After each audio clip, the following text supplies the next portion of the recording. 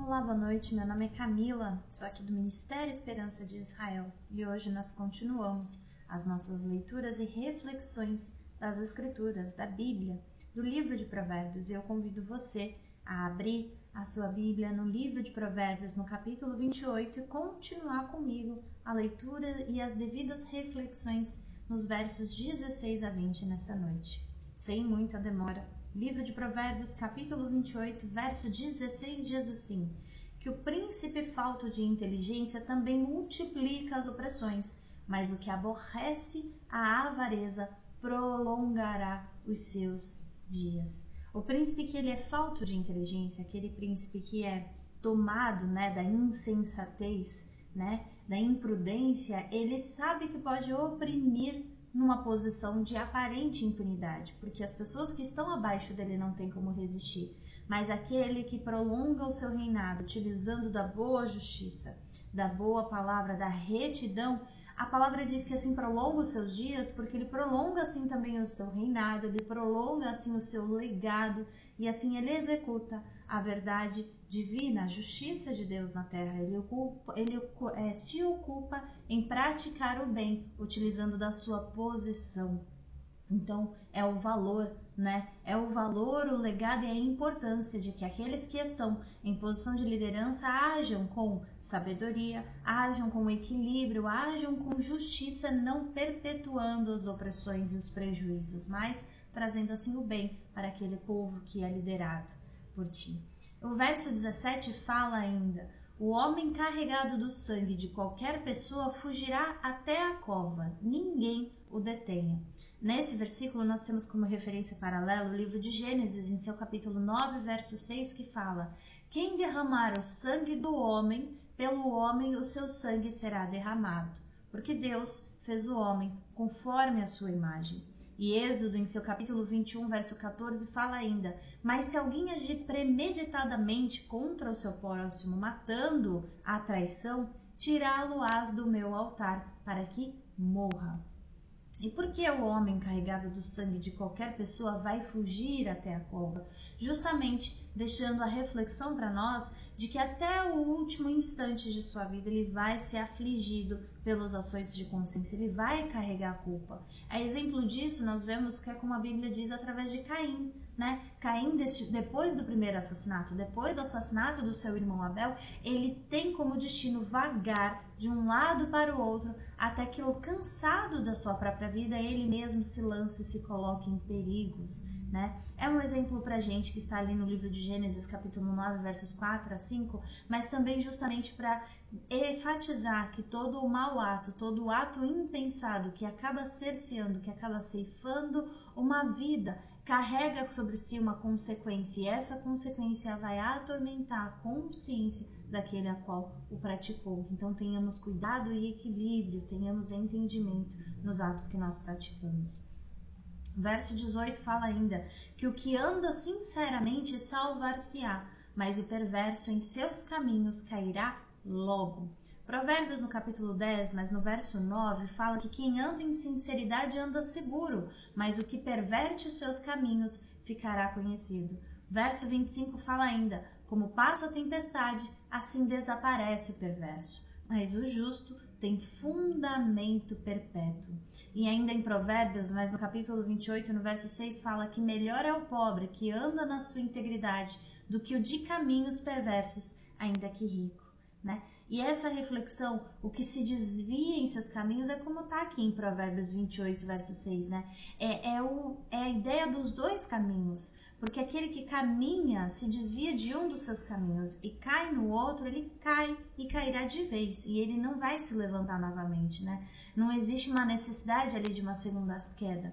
É justamente a reflexão e o entendimento para o entendimento de quão valiosa é a sinceridade, porque aquele que caminha em sinceridade, ele mostra aquilo que ele genuinamente é e busca aprender, entender e compreender tudo aquilo que ele precisa. Mas o que não é sincero é perverso. Ele manipula as situações, as pessoas, as circunstâncias ao seu prazer e, consequentemente, assim como ele realiza, será realizado com ele. E aquilo que ele intenta fazer trazendo um benefício para ele, invariavelmente em algum momento vai trazer um prejuízo. Não existe artifício ou artimanha que resulte em sucesso para sempre, a não ser a prática da sinceridade e da justiça, que não são artifícios, mas o caráter genuíno e a prática, né, da verdade e a prática da sinceridade é que verdadeiramente resultam em bênçãos. Todo o contrário disso causam falsas bênçãos, bênçãos que parecem duradouras e não são, e que no fundo são fundo de prejuízo. No final, a consequência é prejuízo, é sofrimento e é dor. O verso 19 fala ainda que o que lavrar a sua terra virá a fartar-se de pão, mas o que segue a ociosos se fartará de pobreza. Provérbios, em seu capítulo 12, verso 11, fala que o que lavra a sua terra se fartará de pão, mas o que segue a ociosos é falto de juízo. Diferente do verso 19, né? Porque é exatamente o que o versículo diz. Não tem como a gente fazer uma coisa e esperar um resultado completamente diferente daquilo. Se nós não semeamos, não tem como nós colhermos. E veja, o princípio do perverso é justamente dizer isso. Busquemos uma oportunidade, busquemos uma alternativa, busquemos um meio de não termos que realizar a disciplina do trabalho, o zelo do estudo, a disciplina do empenho, né, e do esforço para alcançar os objetivos, para alcançar o entendimento, para alcançar a sabedoria. Mas vamos cortar aqui um caminho e chegaremos, né, no mesmo lugar onde aqueles que se esforçarem se empenharam tanto, quando na verdade não é a realidade, né? Todo aquele que segue as coisas que são mais simples, mais fáceis, mais rápidas ou mais fúteis, em vez de buscar o caminho correto da diligência, da disciplina, do empenho e da perseverança, ele vai ter sobre si a fartura de pobreza. Porque quem nada produz, nada colhe. Quem nada semeia, não tem como colher prosperidade, seja de fé ou de vida material. O verso 20 fala ainda: o homem fiel abundará em bênçãos, mas o que se apressa a enriquecer não ficará sem castigo. Provérbios, no seu capítulo 13, verso 11, diz: a riqueza de procedência vã diminuirá, mas quem a ajunta com o próprio trabalho a aumentará. Provérbios, no capítulo 20, verso 21, fala que a herança que no princípio é adquirida às pressas, no fim não será abençoada. Provérbios, capítulo 23, verso 4, fala ainda: não te fatigues para enriqueceres, e não apliques nisso a tua sabedoria. E 1 Timóteo, capítulo 6, verso 9, que diz: mas os que querem ser ricos caem em tentação, e em laço, e em muitas concupiscências loucas e nocivas, que submergem os homens na perdição e ruína.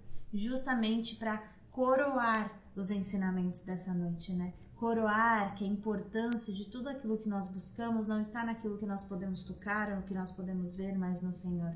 Coroar que o homem fiel abundará em bênçãos, porque ele deposita a sua confiança no Senhor, ele trabalha buscando seus objetivos, mas ele conhece o Senhor provedor de todas as coisas, ele sabe a origem de todas as coisas às quais ele tem acesso e o propósito, porque tudo aquilo que nos é dado pelos céus tem um propósito a ser cumprido aqui na terra, né? Mas aquele que corta caminho, mais uma vez, né? Que corta caminho para chegar nesse fim, que corta caminho para uma prosperidade sem limites, que corta caminho para atingir o benefício máximo, a paz que o dinheiro pode dar, por assim dizer, né? Esse não ficará para sempre gozando dessa riqueza ou dessa prosperidade. Ao contrário, provavelmente essa riqueza e essa prosperidade alcançada de forma inadequada vai trazer falta de paz, vai trazer a sensação de esgotamento, vai trazer a falta de oportunidade para aproveitar aquilo que tão apressadamente foi juntado, né? Todo aquele que se apressa a construir riquezas e, portanto, acaba sendo infiel e acaba sendo desonesto muitas vezes, ele jamais ficará impune, conforme a palavra do Senhor, e não será tratado como alguém, né, digno. Ele não vai ficar impune, né, de todas as palavras do Senhor com peso sobre aquele que ultrapassa o seu direito, tentando tomar o direito, a bênção e a oportunidade dos outros. Essas são as reflexões dessa noite neste breve vídeo. Eu agradeço muito a tua companhia até aqui e que o Senhor possa, nos conceder, se assim for da vontade dele, na próxima quinta-feira a gente continuar essas leituras, essas reflexões. Mais uma vez, muito obrigada pela tua companhia e que Deus te abençoe.